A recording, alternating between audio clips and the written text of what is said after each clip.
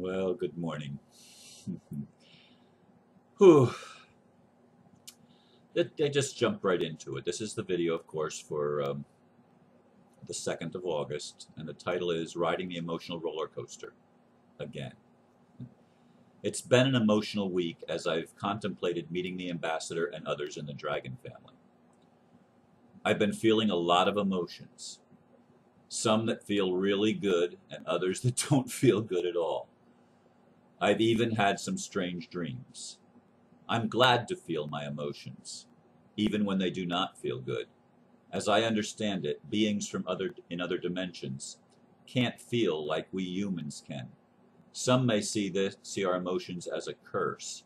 I think it's a blessing that enriches the human experience. Anyway, today I want to share some of what's been happening with me. It is possible that I will connect with the ambassador later in the day, and he did mention that he would like to make another video with me.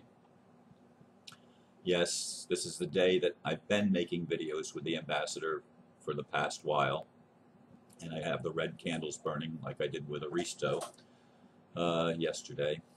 Well, yeah, yesterday. And anyway, I was actually supposed to leave to go to meet the ambassador a week ago. And our plans have been changing several times during the week. So that in itself has been an emotional roller coaster as I've anticipated leaving and then had delays set in for various reasons.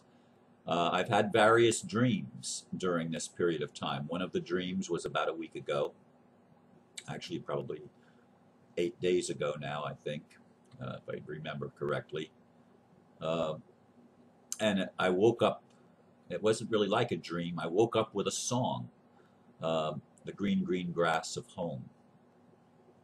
And I remembered the song, but I went back and I listened to it just to confirm what it was. And it's a song about death. It's a song about realizing that you were just dreaming and all you have is the 4 gray walls that surround you.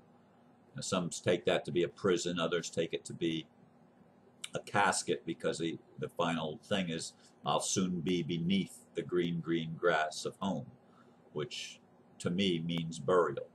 So anyway, that song was playing over and over in my mind a couple of days before I was actually scheduled to leave to go meet the ambassador and for a meeting in his home place. Which had been talked about privately with me for some time. And I even managed to, during that time, because when we were planning the trip, he realized that I did not have a U.S. passport, that I only had a world passport, and he did some research with the family and stuff like that, and I was advised by the family, do not use the world passport.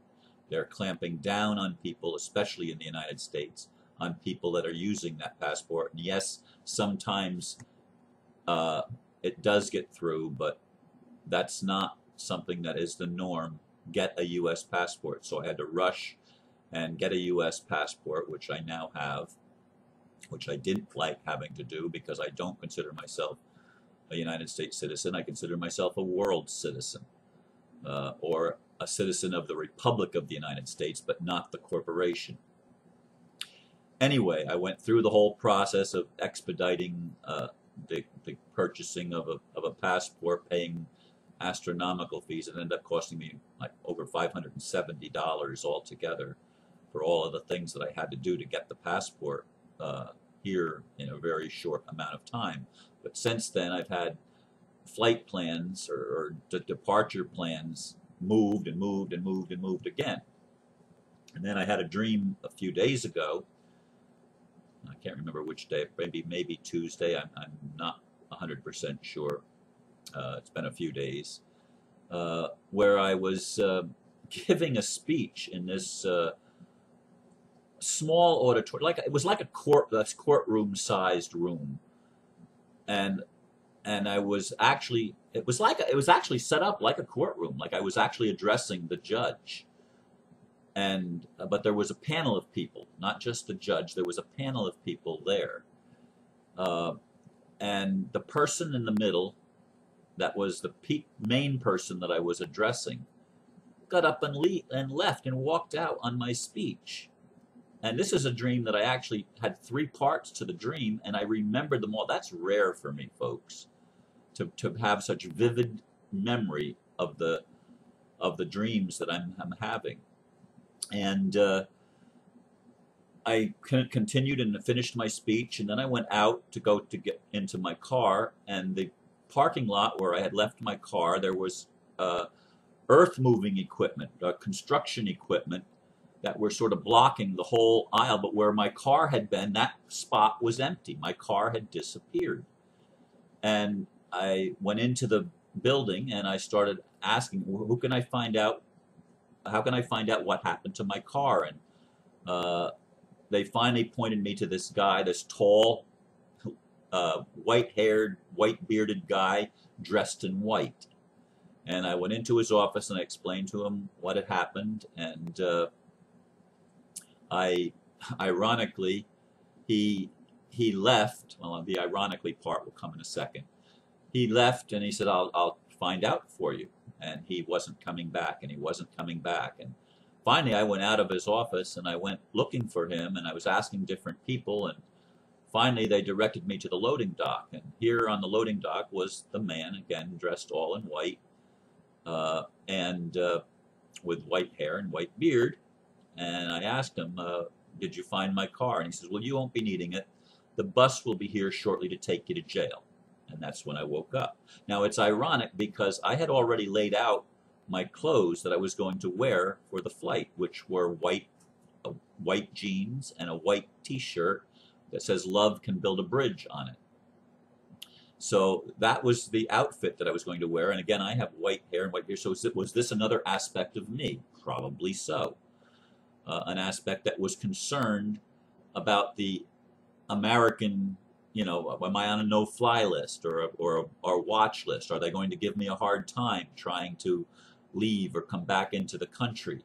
And I didn't know what all was going to happen, but I had these apprehensions. And I mean, I'd feel really excited about the idea of meeting these people that I would be getting to meet from different parts of the world, and that we were going to have this meeting, and I was going to be shown some things, I was told, that would really excite me. And so I was riding an emotional roller coaster, but I was also feeling apprehension about the whole thing. Well, then I was actually supposed to leave on a certain day this week, and I had everything ready to go, except for my laptop being packed. And I get a contact from the ambassador, and he says, we have to change the plans. It's going to be the next day. And I was just devastated. And I fell asleep fairly early that night and woke up like 10:30 at night from sleeping a couple of hours, and I had another dream. And in this dream, I'm riding in a car with a baby and a young, maybe toddler, 1 or 2 years old, not very old. And we're riding along this road that's like on the side of a cliff. And all of a sudden I notice in front of me that there's been like a rock slide, and most of the road had been washed out or had collapsed and gone down the canyon. And so I got my car up there, and I walked and held on to the young child, or the baby. I held on and made it to the other side, to where the road was. But now my car is on the other side of the road, where the part that hadn't washed out, and I'm on a different part of the section of the road. But I'm stranded. I'm in the middle of nowhere, and I'm stranded. And so I contacted the ambassador and said, I'm getting too many warnings, too much guidance. And we had a discussion when we talked later on about guidance and fear. How do you know the difference? What's guidance and what's fear? So there's this thing. I mean, I've been asking for guidance to help me know when it's safe, and I was feeling like the trip wasn't safe. So I said, look, I'm not leaving. And right now, that's right where it stands. I'm not leaving till I have more assurance that things are going to be taken care of and all right. Because I do not want to play martyr again. I do not want to have my freedom taken away from me by people that I don't trust. And so these are real concerns that have been playing with my emotions and with my mind over the past week, or maybe even a little bit more than a week, as plans to actually meet some of these people were becoming materialized and actualized. But right now, I still remain here in my home. I was told that the family was going to make arrangements to get me to where I needed to go safely, and I don't know what those plans are. I don't know how they're going to be manifest to me. I'd love it. I'd love nothing more than to have a mothership hover in the sky above me and send down a little scout ship to land in my backyard and have a little extraterrestrial, or I don't care if they're extraterrestrial or human, come to my door and say, Ron, we're going to take you where you need to go. You're going to be meeting some very important people, and you're going to be able to accomplish the next phase of your vision. Because I realized in the dream with the baby what the baby represented. It is my, and I knew that immediately when I woke up. The baby was my vision, was the new world, my vision of a new world that is in that's in such an early stage of development. And I was protecting, my job was to protect that baby, to make sure that baby got to where it needed to go. But yet there I am stranded with my vision of not being able, like in the wilderness. So these are the things that have been going on in my life this past week, a little bit over a week, as I've anticipated the plan to meet some of the people in the dragon family. I won't meet everybody, but I'll get to meet the ambassador and others. And yeah, I've had people tell me, give me warnings that the ambassador's scamming me, and that I need to be really, really careful. I've had some close friends and not so close friends send me messages or even call me on the phone or send messages through other people that I need to be very careful. And I know that we're dealing with something that we want to change the world. And we know that there's people in the world that do not want the world to change. They do not like truth tellers. They do not like people that talk about love and light and talk about justice and talk about righting the wrongs of the world and making a world that works for everybody, because they've done very well in a system where the world doesn't work for the most people. It works only for a handful of people, and it really doesn't work for them, as I've said before. And I want nothing more than the whole world to wake up, the whole world to make a decision to do what's best for everybody, the whole world to come clean and tell the truth.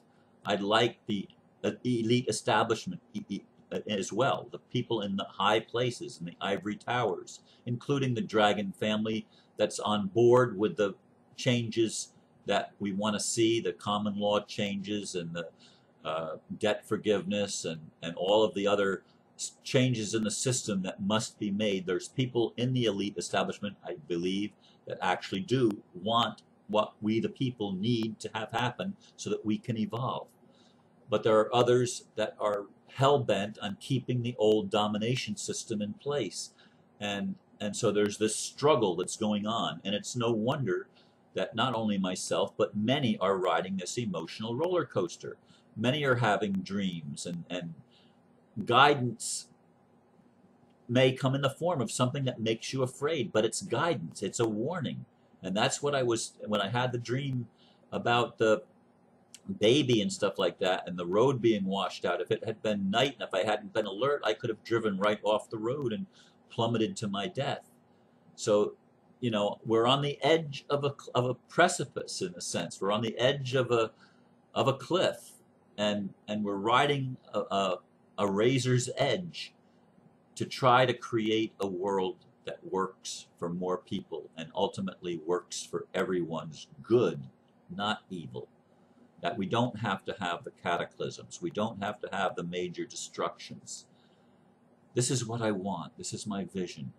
And I want to protect that baby as best I can. And I don't want to die before it's time. And I don't want to have my freedom taken away. I want to be able to fulfill my mission and do what I came here to do, to help establish the kingdom of heaven, or the kingdom of God on earth. The kingdom of God, sky, earth, as Swiss Indo calls it, as Mr. Sugi calls it. That's my vision, and I believe that's the vision of the Dragon family, and I ask for your prayers and your support in standing with me as I go through this challenging time when my own sense of security is being challenged, where I'm being asked to leave my comfort zone in a way that I've never done before. I don't know how it's going to come about. I don't know the timetable anymore. Everything has been, thrown into a whirlwind, as it were. Everything has been made askew, and I don't know how it's going to manifest out. But this is where I am today, and once again, I thank you for listening, and I trust that you will have not only a good day, but a good weekend. And namaste.